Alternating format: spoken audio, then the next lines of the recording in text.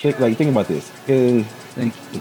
So for those who don't know, if you start an LLC and you take losses for, and I believe it's 5 years, 5 years, yep. you are no longer considered a business.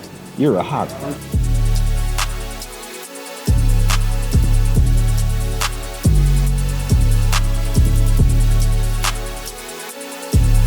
Welcome to another episode of Rewind and Press Forward. If you are in season 2.0 of your life, that means you're 40, 50 and older, and you've had to start over, thinking about starting over, or just in the minutia of starting over, this is the spot for you.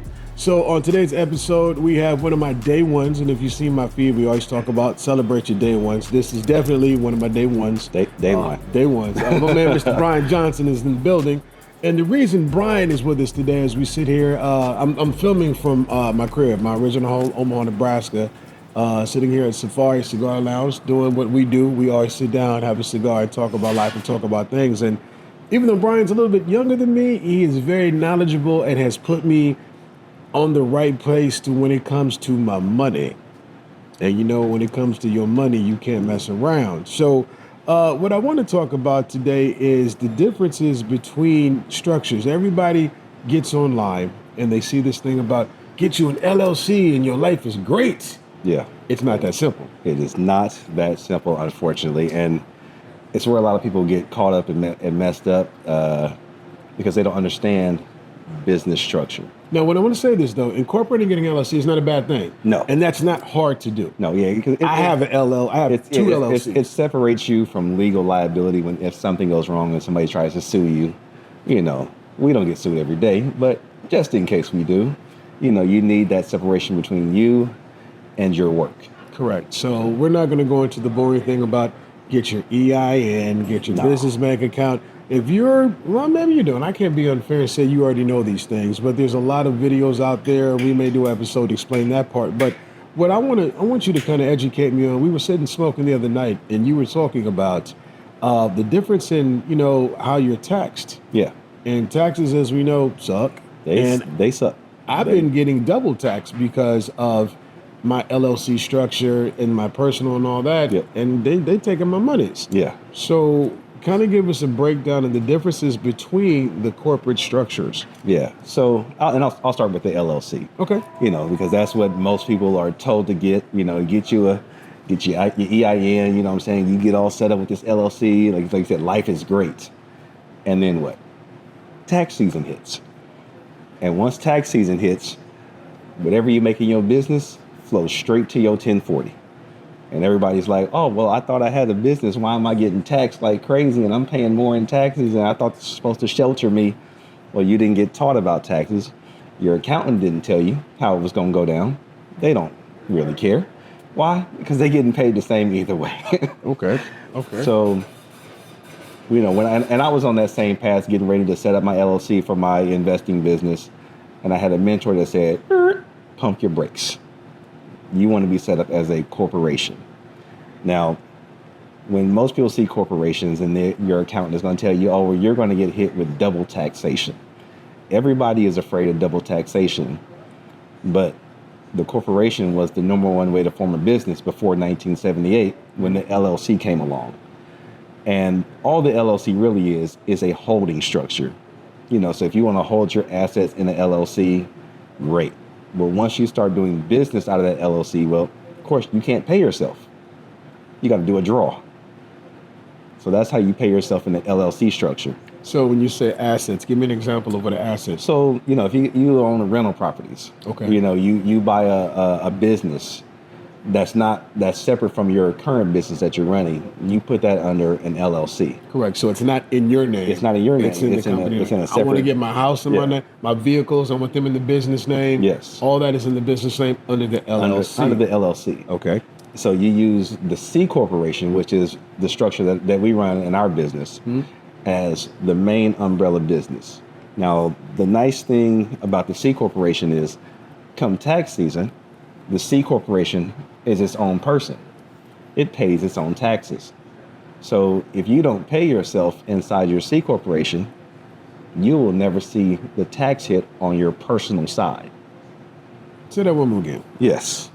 So the C It's its own. Not the S, not the LLC, not the S or but the the LLC. C. The C corporation is its own separate person. It could be sitting here right next to us in this conversation.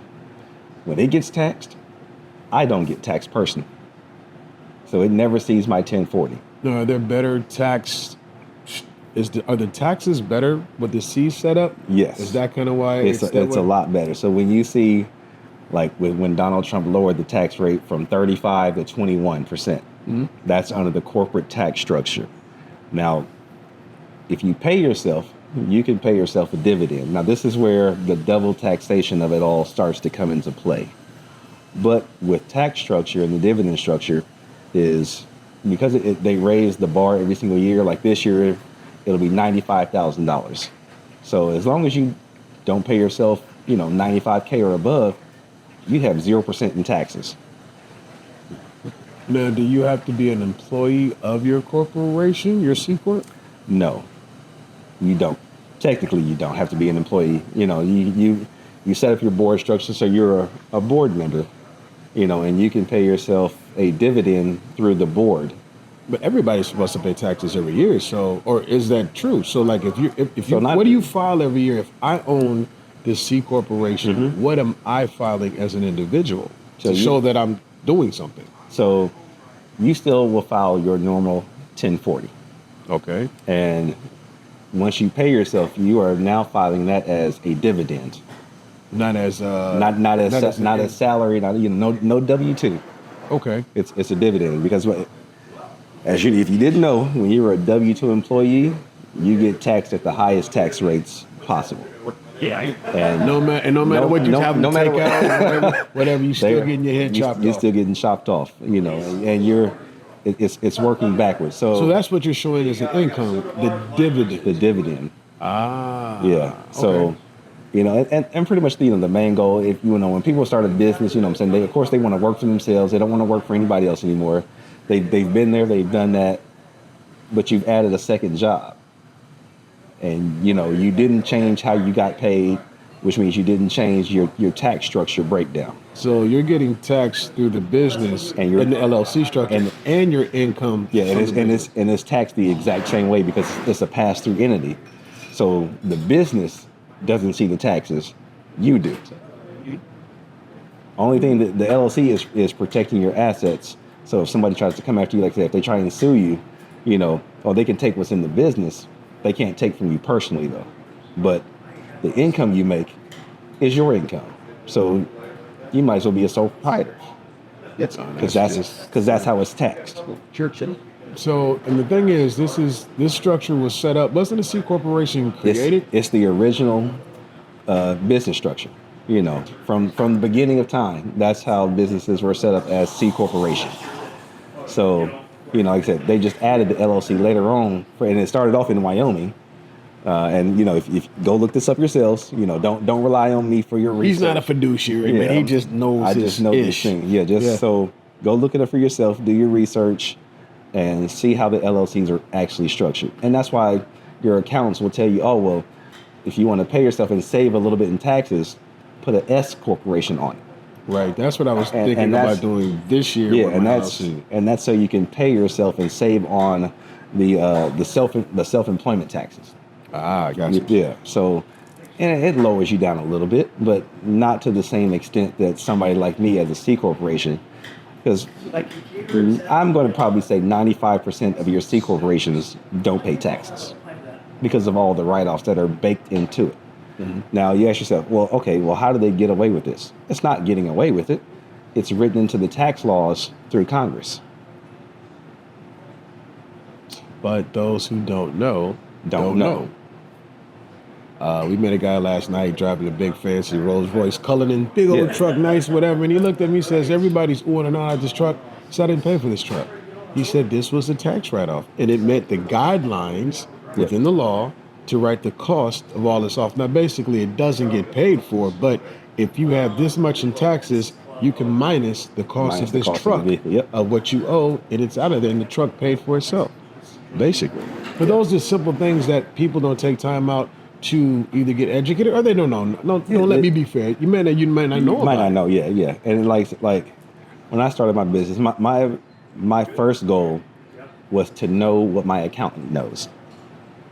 If I know what my accountant knows, then I know what write-offs I can take, what I can't take, when I can take it. So, is it beneficial for me, to take this tax write-off? It's time to make your brand stand out in today's crowded market. We're here to help. We bring your vision to life through stunning, professional photography, creating visuals that captivate your audience and elevate your brand. Whether you need imagery for your business, website, or social media, our expert team ensures every photo tells your unique story. It's time to enhance your presence and make a lasting impression. Let's create something extraordinary together. Visit thebusinessgroup.com today and allow us to reintroduce you. So for those who don't know, if you start an LLC and you take losses for, and I believe it's 5 years. 5 years, yep. You are no longer considered a business. You're a hobby. As a C corporation, I can take those losses until I decide to get a refund from the government. Now, isn't there a certain amount, like you have to have a board Yes. in a C Corp, so kind of break that down. Yeah, so your board, I mean, like I said, that if you have, let's say you have a friend group, you start a business, that can be your original board of directors, and you need an odd number, so like 3, 5, 7, 9. For like voting purposes? For voting purposes, yeah. So there's no stalemate, If the off chance you do end up with an even number, as the chairman of the board, you can be like, I'm not going to vote on this matter, and whatever you guys decide on, that's what we're doing. And that'll give it your That'll odd. give it the odd number. Now, can anyone start a C corporation? Anybody can start a C corporation. If somebody was starting over, just say today is the day I'm going to start my LLC and I'm going to be blobbity blob incorporated or whatever. What are some of the steps would you suggest? Do you have to go LLC first, or can you go C corp off the rip? You go straight C corp off the rip. Okay. Like, I would bypass the LLC. I mean, like, just because structure wise it's better. If you pass on, your business can still live because you can name somebody else that's gonna jump in and keep running it for you, and that could be somebody that's on the board or somebody from the outside coming in. You gotta, like, you look at these companies, like look at Apple. Like Steve Jobs was even kicked out of his own company. Yeah. And then he passed away, and Apple is still going, worth $3 trillion today. He's gone, but the company is still functioning as if he was still here. Now, it does get a little bit more intricate than this, and I don't want to get too deep with shares and all these things. Those happen, but it's if you do have an accountant or a financial advisor that you can ask about it. But it's just, I think this will enlighten you to see the other options, especially if you're looking at and being older. I kind of want to make right moves. Yeah. And if the blueprint is written, you got to follow it. Now, don't get me wrong. One thing I learned is that you follow a blueprint, but you still put your own stank on it. You still put your own spice to it, but it's still a general blueprint. And if you see people successful with it, it can happen. Yeah. And like I tell people, if you currently have an LLC right now, you're getting beat up in taxes. You know what I'm saying? Create a C corporation structure, get you a board together, and have your corporation buy your LLC. And that way, now you've changed your tax burden from you to the business. It's because your LLC money will flow through to your C corporation. So with my LLC that I have now, my EIN, all of that other stuff, does that stay in place? That will stay in place, and you're creating a whole nother entity that will then buy the current entity. So anything that goes through them, but the liability, the tax liabilities and all that stuff now flow from there to my C corp. To your C It corp. benefits from the C corp structure, Yes, because it owns it. So because I thought about an LLC and then doing a bunch of DBAs under the LLC, which is kind of the same thing, but it's not the smart way to do it for tax wise. No. Okay, so I can take the current company I have now, create my C corp, get my board, and then any of the things that I do, they'll just fall under my C corp. Yeah. Wow. Yeah, it's just this. Like I say, when they say corporate restructuring, this is now what we're doing. We are restructuring to better fit for us later on in life. I mean, and we're keeping it really, really simple. I mean, because there's a lot of stuff that goes into it. But long-term wise, Yeah.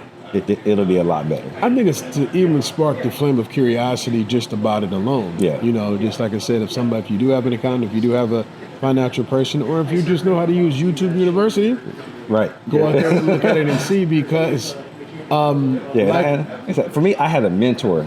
which is also the huge thing. Let's Yeah. talk about that for a minute. Mentors. Yes. For so long, I thought, well, I cheated because I got you. I got you for a lot of mentorship stuff. But paying other people for their advice and what they do, Yes. people just don't want to do it until you do it. Yeah. It's like, and people like, so for me, my mentor charges me when I go see him. Correct. Like, he's not cheap, but at the end of the day, he's giving me the information and the knowledge that I need to move forward. Plus, I get to write them off. That alone. People don't even think about that alone. Like- And if you think about it too, if you spend, I'm going to be hypothetical, if you spend $1,000 Yeah. for a 4-hour session with your mentor, but if you're able to make $4,000 from the knowledge you got from that session, Yes. is that not worth the investment? It's well worth the investment. I mean, like, and I know a lot of people, you know what I'm saying, who do a lot of, you know, things in the community, and they want to start, you know, foundations and things like that. Like, this is where the C Corporation shines, because you start your C Corporation, then you start the foundation. You can take 10% of the money that you make in your C and move it over to your foundation. You've just lowered your taxable income by that 10%.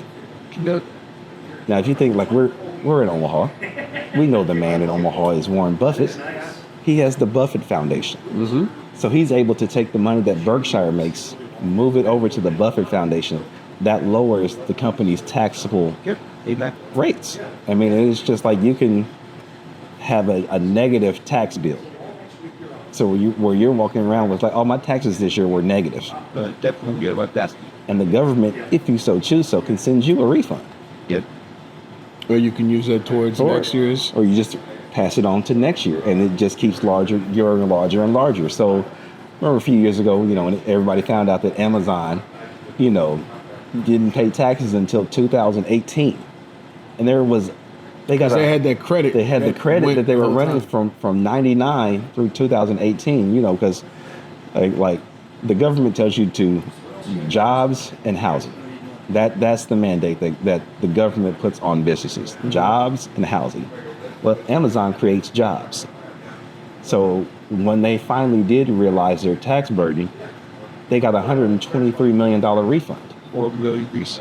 But don't let it scare people. I don't want people to think that you got to be Amazon. No, you don't. Warren You Buffett. don't. No, you don't could have still to be normal, average Joe. I'm down here on the lower end of the private investing side, doing the same things as the guys that I'm looking up to. What's that? Everything. Using the same exact structures of these guys, you know, like one of the companies that I look up to is business-wise, is Blackstone. Blackstone has at least $1 trillion worth of assets under management, running a C corporation. Sorry, I'm not even close to them, but if I emulate what they do, I can gradually creep up the line and we can become them. Good. That you. And we're starting it today versus I'm going to do this LLC and then I'm going to try and convert it later on.